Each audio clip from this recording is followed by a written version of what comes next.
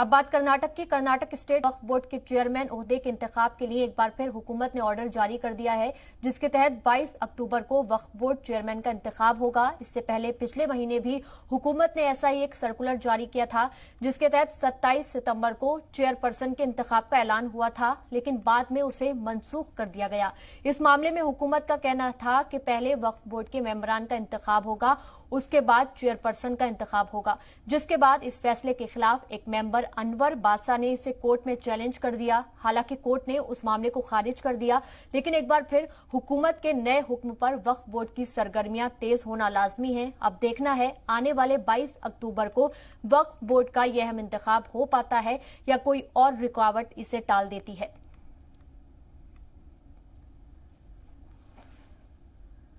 और इस खबर पर ज्यादा जानकारी के लिए हमारे सहयोगी शाहिद काजी हमारे साथ लाइव जुड़ गए हैं। शाहिद काजी, क्या माना जाए? बताया जा रहा है कि वक्फ बोर्ड का जो चेयरमैन है उसका इंतखाब बहुत जल्द हो सकता है, तो कौन होगा अगला चेयरमैन, क्या माना जाए? जी माविया, देखिए ये तकरीबन जो है 1 साल से ज्यादा का अरसा गुजर चुका है। जो वक्फ बोर्ड के चेयरमैन मोहम्मद यूसुफ थे, कोरोना के दौरान उनका इंतकाल हो गया था। उसके बाद में होना यह चाहिए था कि उनकी जो खाली मेंबरशिप की जगह है उस पर पहले इलेक्शन होता, क्योंकि वो मुतवल्ली कोटे से मेंबर थे, और उसके बाद में जो है चेयरमैन का इलेक्शन होना चाहिए था। लेकिन हुकूमत ने डायरेक्ट इलेक्शन का अनाउंस कर दिया चेयरपर्सन के लिए। उसके बाद में उस पर जो है एतराजात होने लगे, तो हुकूमत ने खुद ही जो है उस मामले को वापस ले लिया। हुकूमत ने कहा कि पहले हम मेंबरशिप का इलेक्शन करेंगे, उसके बाद चेयरमैन का इलेक्शन कराया जाएगा। लेकिन अचानक जो है दोबारा हुकूमत की तरफ से, वक्फ महकमे की तरफ से एक ऑर्डर जारी किया गया, जिसमें कहा गया कि फिर से 22 अक्टूबर को जो है इंतखाबात होने जा रहे हैं। चूंकि मेंबरशिप का जो कोरम है वो कंप्लीट नहीं है। वक्फ एक्ट 14 के तहत जो है मेंबरशिप का जो कोरम है वो मुकम्मल होना चाहिए। चूंकि इस वक्त जो है 10 मेंबरान है, चूंकि 11 मेंबरान होना चाहिए था। वो मेंबरशिप की जगह जो है वो अभी तक खाली है। उसके अलावा जो है वो डायरेक्ट इलेक्शन कराना चाह रहे हैं। तो इसमें जो माहिरीन का कहना है कि ये गैर कानूनी है। अगर ऐसा होता है तो वो कानून का अदालत का दरवाजा जो है खटखटाएंगे। लेकिन देखना होगा कि लगातार जो है चेयरमैन के इंतखाबात को लेकर इख्तलाफ नजर आ रहे हैं, क्योंकि हुकूमत को यह समझाया गया है, क्योंकि हालांकि यहाँ कोई पार्टी का मामला नहीं होता है वक्फ बोर्ड में। ज्यादातर यहाँ नॉमिनेशन के मेंबरान होते हैं और 2 मुतवल्ली कोटे के इलेक्टेड मेंबर होते हैं। उसके अलावा बार काउंसिल और मौलाना कैटेगरी से भी यहाँ पे मेंबर नामजद किए जाते हैं। लेकिन इस वक्त जो पोजीशन है कर्नाटका स्टेट वक्फ बोर्ड की, उसके तहत जो है 5 मेंबर हैं, जिसमें बीजेपी के खाते में 5 और कांग्रेस के खाते में 5 मेंबर नजर आ रहे हैं। इसी का फायदा उठाने के लिए हुकूमत चाहिए कि किसी तरह से अब इलेक्शन किया जाए तो मुमकिन हो कि बीजेपी के उम्मीदवार को कामयाबी मिल सके। लेकिन ज्यादातर लोगों का ये कहना है कि कोरम को कंप्लीट करके ही ये चेयरमैन का इंतखाबात करना चाहिए। देखना होगा कि 22 तारीख को ये इलेक्शन हो पाता है या फिर इसमें कोई कानूनी रुकावट आती है। जी, तो फिलहाल अगर माना जाए तो किसके चुने जाने की ज्यादा उम्मीदें हैं? और जिस तरीके से हम देखते हैं कि जो वक्फ बोर्ड होता है बेहद जरूरी हो जाता है कि इसके लिए जो उम्मीदवार है उसको जल्द से जल्द चुना जाए, तो अभी फिलहाल किस तरीके से काम आगे बढ़ रहा है? जी माविया, देखिए ये तकरीबन कर्नाटक में जो है वक्फ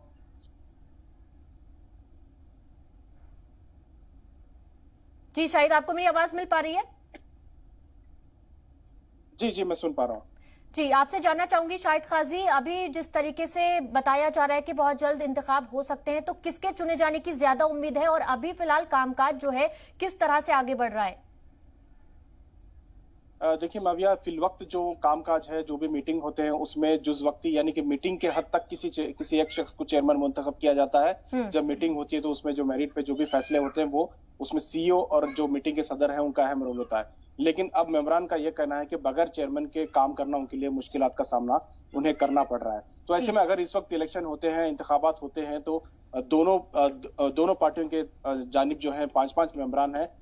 ये बताया जा रहा है कि कांग्रेस की तरफ से भी जो है चेयरमैन बनाए जाने के लिए हिकमत अमली की जा रही है और बीजेपी की तरफ से भी हिकमत अमली, क्योंकि अगर एक क्रॉस वोटिंग होता है तभी जाके जो है इसमें जो है कहीं ना कहीं किसी एक पार्टी को कामयाबी मिल सकती है। लेकिन ये कहना मुश्किल है कि कौन चेयरमैन बनेगा।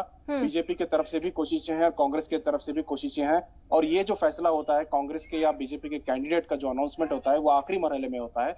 तो इस पर अभी तक किसी तरह की कार्रवाई नहीं हुई है, क्योंकि अब सिर्फ ऐलान हुआ है। तो आगे देखना होगा कि किसका नाम इसमें सामने आता है। जी, तो शायद जो सर्कुलर जारी हुआ है इंतखाब के मद्देनजर, उसमें क्या कुछ अहम बातें कही गई हैं, उसको लेकर क्या जानकारी?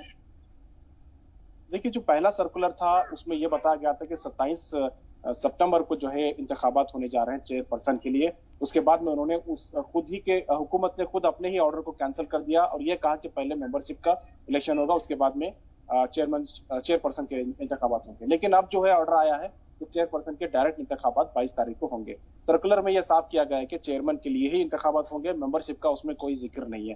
तो इससे साफ जाहिर हो रहा है कि अब जो इंतखाबात होने जा रहे हैं वो सिर्फ चेयरमैन के लिए है। और अगर ऐसा होता है तो ये वक्फ एक्ट 14 के तहत जो है कहीं ना कहीं वायलेशन होने के इम्कानात हैं। अगर इसको कोर्ट में चैलेंज किया जाता है तो उस पर कोर्ट किस तरह से लेती है, क्योंकि जो हुकूमत का ये भी कहना है कि उन्होंने लॉ कमेटी की तरफ से उन्होंने एक एडवाइजरी भी ली है। उन्होंने कहा है कि ये इस तरह का इलेक्शन जो है कानून में इसकी गुंजाइश है, की जा सकती है। उसके बाद उन्होंने दोबारा ये सर्कुलर दिया है। लेकिन वक्फ के जो माहिरीन है उनका कहना है कि ये सरासर गैर कानूनी होगा, वक्फ एक्ट का उल्लंघन होगा। अब देखना होगा कि इसका तो फैसला कोर्ट ही करेगा कि ये वक्फ एक्ट 14 के तहत आता है या नहीं। जी बिल्कुल शाहिद काजी, देखना होगा कि कोर्ट का क्या कुछ फैसला अब हमारे सामने आएगा। बहुत बहुत शुक्रिया शाहिद काजी।